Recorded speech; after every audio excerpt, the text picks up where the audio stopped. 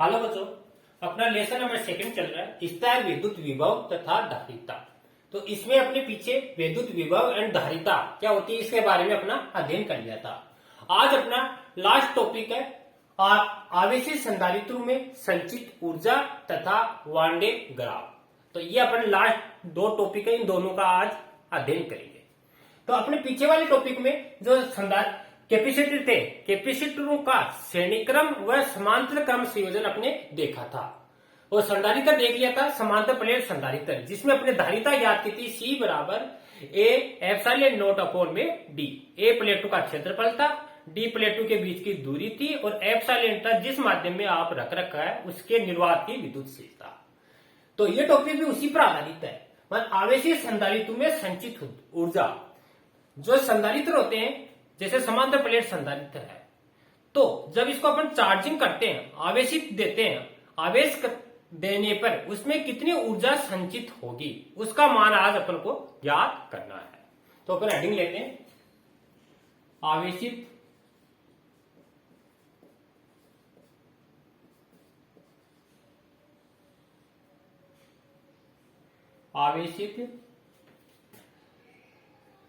संधारित्र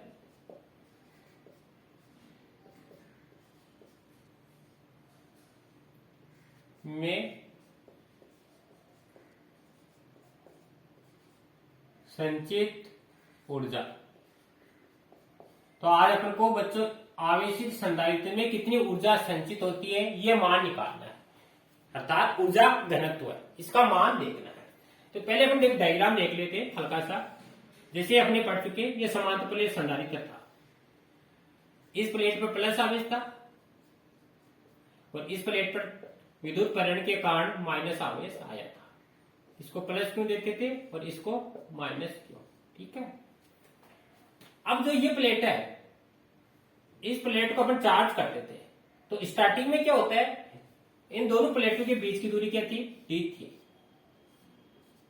इन प्लेटों का क्षेत्रफल ए था और जिस माध्यम में रख रखे उस माध्यम में निर्वात की जो विद्युतशीलता थी वो थी आपकी एप्सिलॉन नॉट थी, मानी निर्वात में रख रखा है एप्सिलॉन नॉट। और ये आया ई की डायरेक्शन, विद्युत क्षेत्र ई की डायरेक्शन। ठीक है बच्चों, इतना आपने पढ़ लिया था। अब जो समांतर प्लेट संधारित्र है, यहां आपने क्या किया था? ग्राउंडेड किया था, भू संकेत, ताकि इस प्लेट का संपूर्ण धनावेश पृथ्वी के अंदर चला जाए। देखो, जो भी संधारित्र है उस संधारित्र को जब हम आवेशित करते हैं, आवेशित करने में अब जो इसको चार्ज करेंगे, चार्ज करने पर अपन को क्या करना पड़ेगा? कार्य करना पड़ेगा। वही कार्य किसमें? उसकी ऊर्जा के रूप में संचित होता है। तो सबसे पहले बच्चों अपन को इस पर कार्य का मान ज्ञात करना है, और कार्य निकल जाएगा तो उससे संचित ऊर्जा का मान ज्ञात कर सकते हैं। तो आप कैपेसिटर में देखते हो कि सबसे पहले स्टार्टिंग में कोई आवेश नहीं होता इस पर, ये न्यूट्रल होता है, उदासीन होता है। और सबसे पहले ये जीरो की कंडीशन में होती है। फिर इसको अपन चार्जिंग देते हैं, अर्थात इसको आवेशित करते हैं। आवेशित करने पर धीरे धीरे क्या होता है? चार्ज होता है, और चार्ज होते हुए लास्ट में इस पर अधिकतम आवेश कितना आ जाता है? क्यू आवेश आ जाता है, पूरा चार्ज हो जाता है। ठीक है। अपने दैनिक जीवन में घर पर देखे, इन्वर्टर आपने लगा रखा होगा। इन्वर्टर देखा होगा स्टार्टिंग में न्यूट्रल होता है, उदासीन होता है, मानी कोई चार्जिंग नहीं होता है, उसको बोलते हैं अनावेशन की कंडीशन। अनावेशन, अनावेशित की जो कंडीशन होती है उस समय वह जीरो चार्ज पर होता है। अब जो ही आपने वोल्टेज दिया, वोल्टेज देते ही क्या होगा? धीरे धीरे वो चार्ज होने लग जाता है। जो बैटरी आपने लगा रखी है इन्वर्टर के पास में, वो बैटरी धीरे धीरे क्या होने लग जाती है? चार्ज होने लग जाती है। और चार्ज होते होते लास्ट में अधिकतम कितनी? क्यों आवेश तक चार्ज हो जाती है, और ये आवेशित हो जाती है, और आवेशित हो जाती है। तो जब जीरो से लेकर क्यू तक अपने उस बैटरी को आवेशित किया है, चार्ज किया है, तो उस कंडीशन में कितना कार्य करना पड़ेगा उसका मान आपको निकालना है। ठीक है। अब ये डायरेक्ट तो हुआ नहीं, अब इसमें आवेशित करने में पहले इसको डी क्यू आवेश देना पड़ेगा। तो ये एक प्लेट से दूसरी प्लेट पर जाएगा, डी क्यू आवेश देंगे, तो डी क्यू आवेश देंगे तो इस कंडीशन में किया गया कार्य का मान ज्ञात करेंगे, फिर टोटल कार्य निकालेंगे जीरो से लेकर क्यू तक। ठीक है बच्चों। तो देखो, जब संधारित्र को, अब इसको लिख सकते हैं,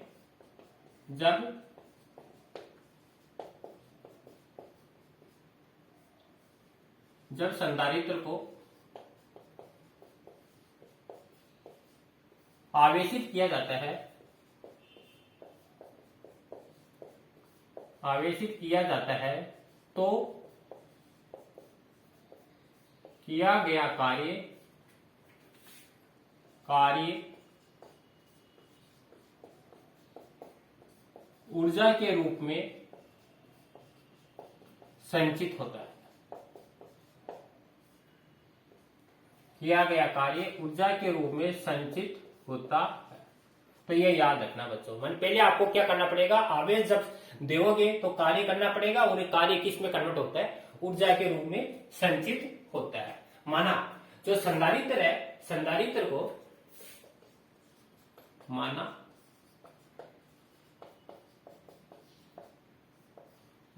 संधारित्र को क्यों आवेश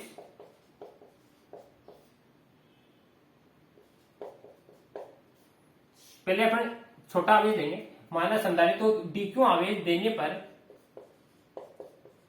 किया गया कार्य डी डब्ल्यू हो तो, यानी अगर संधारित्र को डी मैंने छोटा पहले क्यों फिर Q2 Q3 दो डी क्यू आवेश देंगे, तो डी क्यू आवेश देने में किया गया कार्य डी डब्ल्यू है, तो कार्य बराबर क्या होगा, डी डब्ल्यू बराबर विभवांतर V, प्लेटों को दिया गया विभव, V क्या है, प्लेटों को दिया गया विभव V और डी क्यू। ये कहां से आई, आपको पढ़ा चुके हैं विभव की परिभाषा में। V बराबर था W अपॉन में डी डब्ल्यू अपॉन में डी क्यू। एकांक आवेश को एक बिंदु से दूसरे बिंदु तक लाने में किया गया कार्य विभव कहलाता था।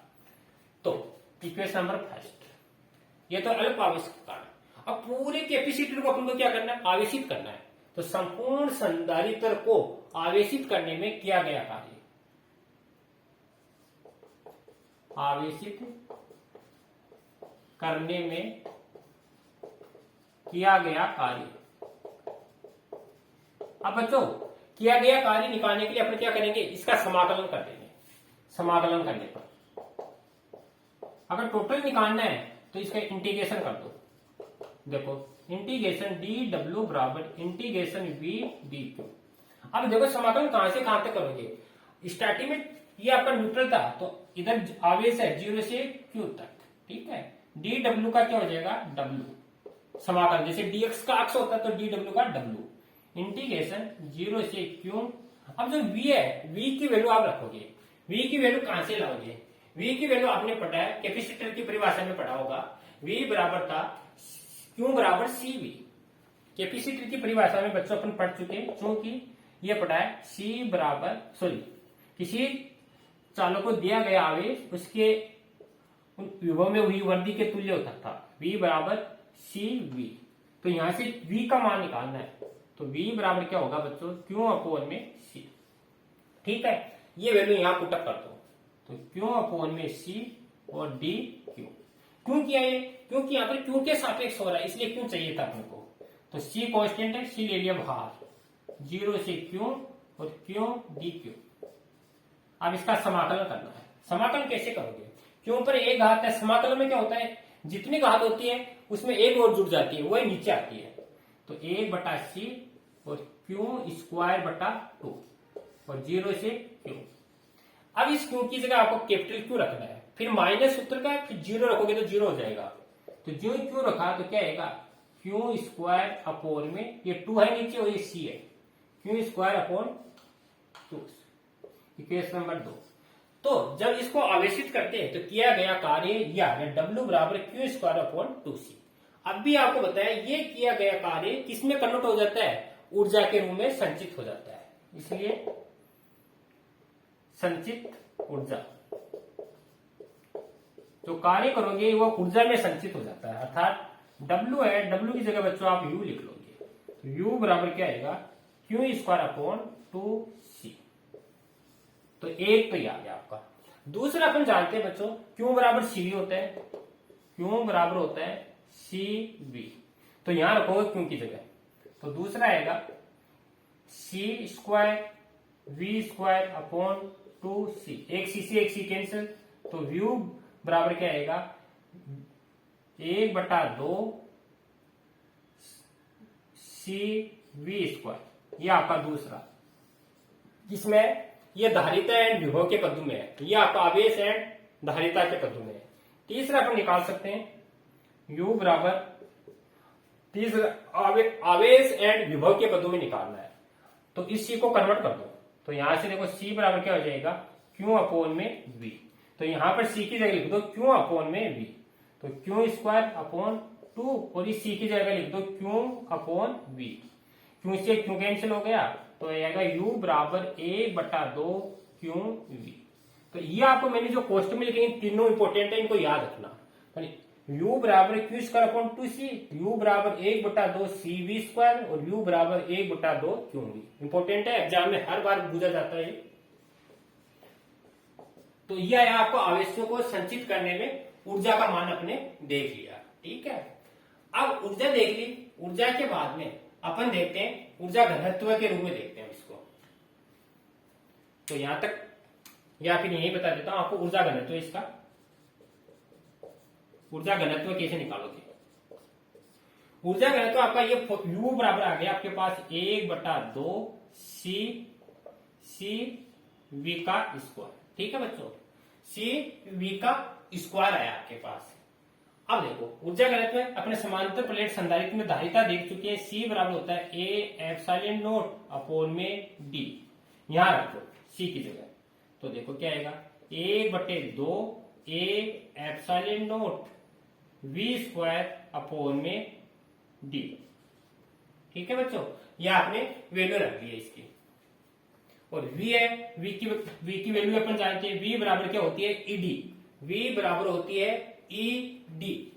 तो अपन रख सकते हैं, ये भी अपने पढ़ चुके हैं, V बराबर ED। तो यहां पर ED रख दो, C की जगह ये और V की जगह ये ED, और स्क्वायर है तो स्क्वायर लगा दो। अब देखो ये D स्क्वायर है, ये D है, एक D से D कैंसिल, 1/2 A और E स्क्वायर एंड D। ये ऊर्जा चल रही है, ठीक है। अब इसको सही तरह से जमाएंगे, 1/2 E स्क्वायर AD U। यहां देखो बच्चों AD क्या है, A समांतर प्लेट संधारित्र है, उनका क्षेत्रफल, D है बीच की दूरी, और तो इसको बोलते हैं आयतन। आयतन क्यों बन गया, क्षेत्रफल और बीच की दूरी, इन दोनों को आयतन बोलते हैं। तो U/AD, इसको इधर ले लिया, तो ये आएगा 1/2 E स्क्वायर। ये क्या है, एकांक आयतन में संचित ऊर्जा। नीचे आयतन आ रहा है ना, एकांक आयतन में संचित ऊर्जा, या इसको आप ऐसे भी लिख सकते हो U डैश बराबर 1/2 E स्क्वायर। यह एकांक आयतन में संचित ऊर्जा। तो यहां तक का आपको नोट करना है। इसके बाद में अपन नेक्स्ट टॉपिक लेते हैं वान डे ग्राफ जनित्र। तो यहां तक नोट करो, फिर अपन लेते हैं Van de Graaff जनित्र।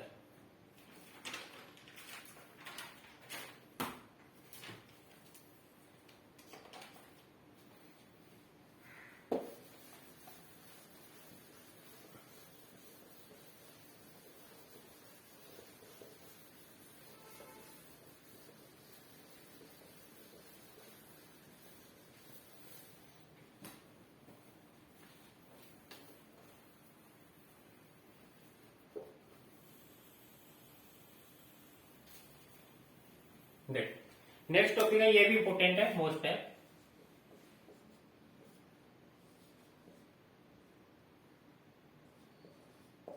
One day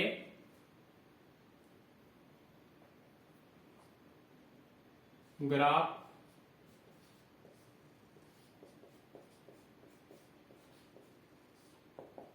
one de Graaff जनित्र बोलते हैं इसको। देखो वन डे ग्राफ जनित्र क्या है, वन डी ग्राफ भी बोलते हैं, वन डी ग्राफ जनित्र। देखो वन डी ग्राफ जनित्र क्या है, इसके बारे में अपन अध्ययन करेंगे। वन डी ग्राफ जनित्र क्या है, एक ऐसी मशीन है जिसकी सहायता से अपन उच्च विद्युत क्षेत्र या वोल्टा उत्पन्न कर सकते हैं। माने वन डे ग्राफ जनित्र एक ऐसी मशीन है जिसकी सहायता से अपन उच्च विभव, हाई वोल्टेज, उच्च विभव एवं उच्च विद्युत क्षेत्र उत्पन्न कर सकते हैं। ठीक है बच्चों। दूसरी बात इसमें ये याद रखनी है, इसकी सहायता से 3 इंटू 10⁶ वोल्ट का विद्युत क्षेत्र उत्पन्न कर सकते हैं। तीसरी बात ये याद रखनी है, आवेशित कण, इसमें जो भी आवेशित कण होते हैं जैसे इलेक्ट्रॉन है, प्रोटॉन है, इलेक्ट्रॉन प्रोटॉन को आयनों को ऊर्जा देकर उनको त्वरित कर सकते हैं, मान एक स्थान से दूसरे स्थान पर ट्रांसफर कर सकते हैं। तो पहले इसमें महत्वपूर्ण बातें लिख लेते हैं। एसी मशीन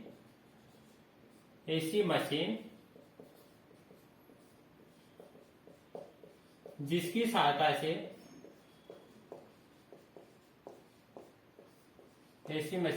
सहायता से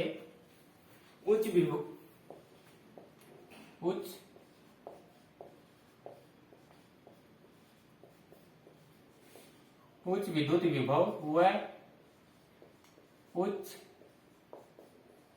विद्युत क्षेत्र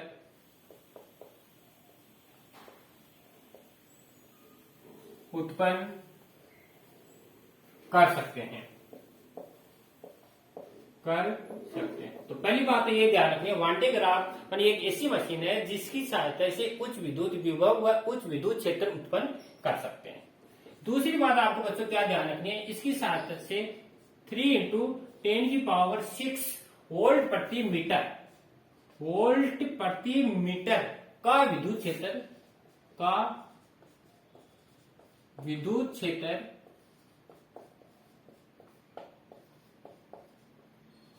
उत्पन्न कर सकते हैं। तो दूसरी इंपॉर्टेंट बात यह बच्चों ये याद रखनी है आपको, इसकी सहायता से 3 गुणा 10⁸ वोल्ट का विद्युत क्षेत्र उत्पन्न कर सकते हैं। तीसरी बात बच्चों आपको ये याद रखनी है, मानी आवेशित कण, इसकी सहायता से जो आवेशित कण होते हैं, आवेशित कण कौन, जिस पर चार्ज होता है, आवेशित कण जैसे प्रोटॉन, इलेक्ट्रॉन है, इसको आयन को ऊर्जा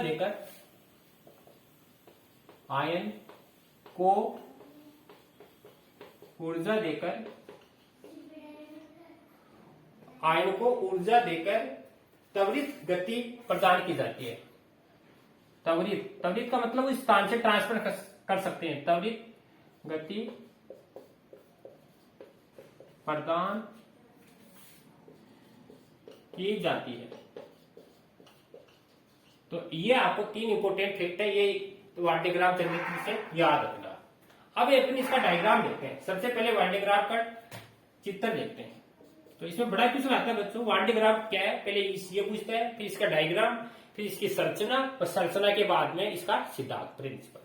तो अपन चित्र देखते हैं। देखो वान डे ग्राफ में क्या होता है, एक खोल होता है, इसे खोखला गोलीय खोल होता है, जिस पर क्यों आवेश समान रूप से क्या होता है, वितरित होता है।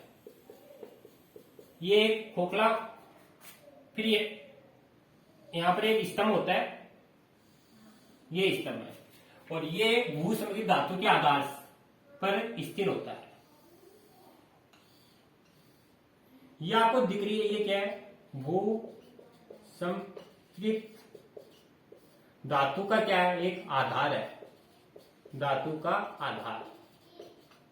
ठीक है बच्चों, और ये आपको दिख रहा है, ये चालक गोलीय कोष है, चालक गोलीय कोष है, जिसको अपन क्यों आवेश देते हैं, ये चालक गोलीय कोष है। इस चालक गोलीय कोष के अंदर दो छोटे गोले और लगे हुए होते हैं, जिसके ऊपर घिरनी लगी होती है, और घिरनी की सहायता से एक पट्टा लगा हुआ होता है। ऐसे घिरनी होती है, और घिरनी के ऊपर एक पट्टा लगा हुआ होता है, और इस पट्टे का एक सिरा यहाँ धात्विक ब्रुश होता है, यहाँ पर धात्विक ब्रुश, एक नीचे होता है धात्विक ब्रुश आपके यहाँ पर, जहां से प्रोटॉन है, एक स्थान से दूसरे स्थान पर क्या करते हैं, इस पट्टे की सहायता से गति करते हैं। ये आपका दूसरा धात्विक ब्रुश होता है, धात्विक ब्रुश। ठीक है, और ये विद्युत रोधी स्तंभ होता है, ये आपको जो दिख रहा है, ये विद्युत रोधी स्तंभ। कुचालक होता है विद्युत रोधी स्तंभ। विद्युत रोधी स्तंभ होता है। यहाँ पर एक घिरनी लगी हुई होती है, ये आपको जो दिखाई दे रही है बच्चों, ये क्या है? घिरनी है, ये घिरनी है। और ये आपको ये पट्टा है, आवेशित पट्टा, आवेश को ले जाने का काम आता है, आवेशित पट्टा। यहां से आवेश ऊपर की ओर जाता है और इस तरह ये गति करता रहता है। ठीक है, ये धातु भूसंगीत हो गया, विद्युत रोधी पृष्ठ हो गया। और ये आपको जो दिख रहा है ये विद्युत रोधी पृष्ठ होता है, ये विद्युत रोधी स्तंभ है, ये विद्युत रोधी पृष्ठ है।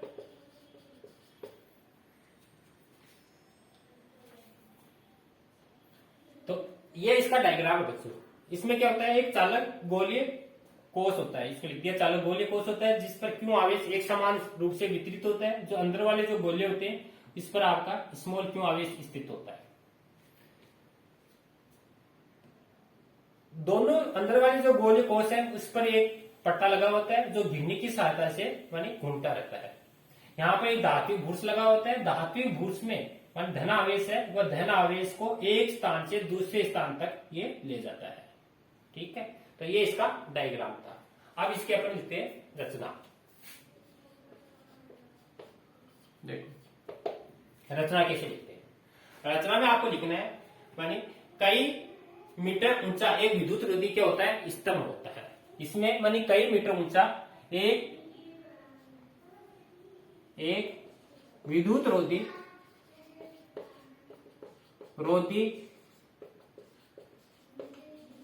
स्तंभ होता है।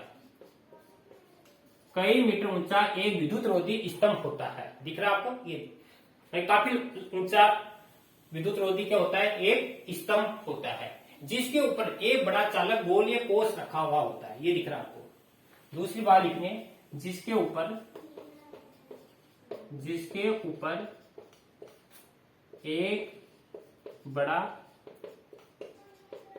चालक गोलीय कोष रखा होता है। यह आपको दूसरी बात लिखनी है, जिसके ऊपर एक चालक गोलीय कोष रखा हुआ होता है। तीसरी बात लिखनी है, मध्य कुचालक पट्टा लगा होता है तथा घिरनी से होकर गुजरता है। तो बीच में एक कुचालक पट्टा माने मध्य में या बीच में, मध्य या बीच में एक कुचालक पट्टा लगा होता है जो दोनों घिरनियों से होकर गुजरता है। तो ये आपको दिख रहा होगा बच्चा, ये पट्टा है जो दोनों घिरनियों से होकर क्या होता है? गुजरता है। ऊपर वाली घिरनी से धात्विक भूर्स लगा होता है जो आवेश का स्थानांतरित करती है।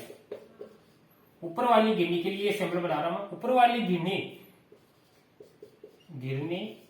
से धात्विक भूर्स लगा होता है जो आवेश का क्या करता है? आवेश का स्थानांतरण करता है। आपको दिख रहा होगा ये ऊपर वाली घिरनी, ये एक आपका धात्विक भूर्स लगा रखा है जो क्या कर रहा है? आवेश का स्थानांतरण मानी एक स्थान से दूसरे स्थान पर। तथा नीचे वाली घिरनी से पट्टे पर एक धात्विक भूर्स लगा होता है। सेम ये का ये काम। और जो नीचे वाली घिरनी है इस पर भी एक धात्विक भूर्स लगा हुआ होता है जो इलेक्ट्रॉन को एक स्थान से दूसरे स्थान पर ले जाने के काम में आता है। तो ये आपको सब बच्चे क्या नाम रचना के अंतर्गत आपको ये बच्चों लिखना है। ठीक है, इसके बाद में अपन पढ़ते बच्चों इसका सिद्धांत। तो यहां तक नोट करना, फिर अपन लेते हैं इसका सिद्धांत। सिद्धांत में क्या है? देखो ये बड़ा वाला बोल रहा है, बड़े वाले बोलिए इसकी त्रिज्या यहां तक की कैपिटल आर होती है, इसकी स्मॉल आर होती है। इसको क्यों आवेश दिया जाता है? इसको स्मॉल क्यों आवेश? फिर इन दोनों के बीच में विभव देखना आपको, पर इस पर विभव का मान इससे क्या होता है? अधिक होता है। वो आपको यहाँ पर ज्ञात करना है। तो यहां तक नोट करो आप।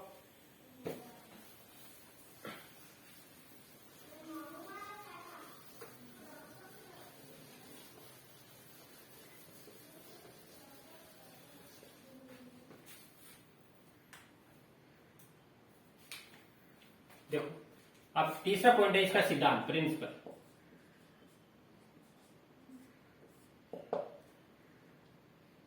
सिद्धांत, देखो सिद्धांत क्या है। सिद्धांत के लिए वापस आपको एक छोटा सा डायग्राम बनाना है। ये अपने अभी बनाया था, गोलीय कोष था, धातु का गोलीय कोष था, जिस पर क्या था, क्यों आवेश दे रखा था आपने। अंदर एक गोलीय कोष और था और जिसके अंदर ये चार्ज था, ये इसका केंद्र मान लेते हैं। अंदर वाले जो गोला है इस पर आवेश है, क्यों है। अंदर वाले जो गोला है इसकी रेडियस है स्मॉल आर, और जो बाहर वाला गोला है इसकी जो रेडियस है कैपिटल आर। ठीक है बच्चों, ये आपने बना दिया। और ये कोई एक हैंडल है, हैंडल के द्वारा इसको जोड़ रखा है। विद्युत रोधी हैंडल बोलते हैं इसको, विद्युत रोधी हैंडल। ठीक है, और ये चालक गोलीय कोष था, ये अंदर वाली गिरनी थी जिसके अंदर आवेश क्यू था, इसकी त्रिज्या आर है, बाहर वाले एक कैपिटल आर और चार्ज आपको क्यों दे रखा है। और ये कोई एक सुचालक तार है जिसके द्वारा यहां से जुड़ा हुआ है, सुचालक तार। ठीक है बच्चों, तो ये डायग्राम और बनाना है आपको। अब इसका सिद्धांत देखते हैं। तो माना बड़े वाला गोला है, बड़े वाले गोले,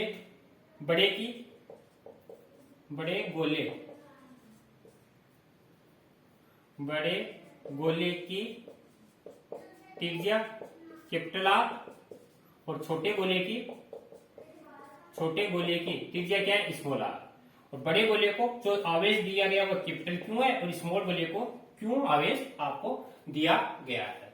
ठीक है, अब गोले के अंदर विभव, गोला है इसके अंदर जो विभव का मान होगा, अंदर वाले पर मान लेते हैं वी आर और बाहर वाले पर होगा कैपिटल वी आर। गोले के जो अंदर वाला गोला है, अंदर वाले गोले पर विभव का मान, तो इसके पृष्ठ पर जो विभव है, विभव के क्या होता है, समान होता है। अतः छोटे गोले के पृष्ठ पर विद्युत विभव, यानी अंदर वाले गोले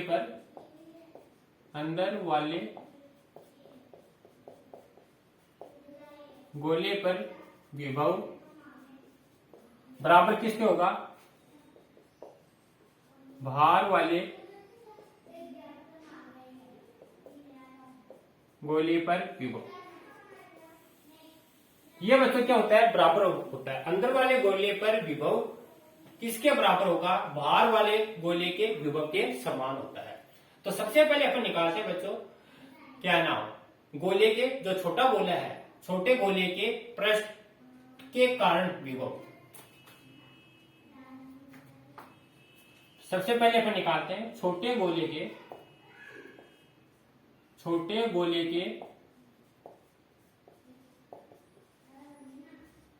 पृष्ठ पर विभव। अब छोटे पर क्या होगा, v तो विभव, r माने इसकी रेडियस, इसे मान पड़ गया छोटे गोले पर है, किसके बराबर होगा, छोटे गोले के कारण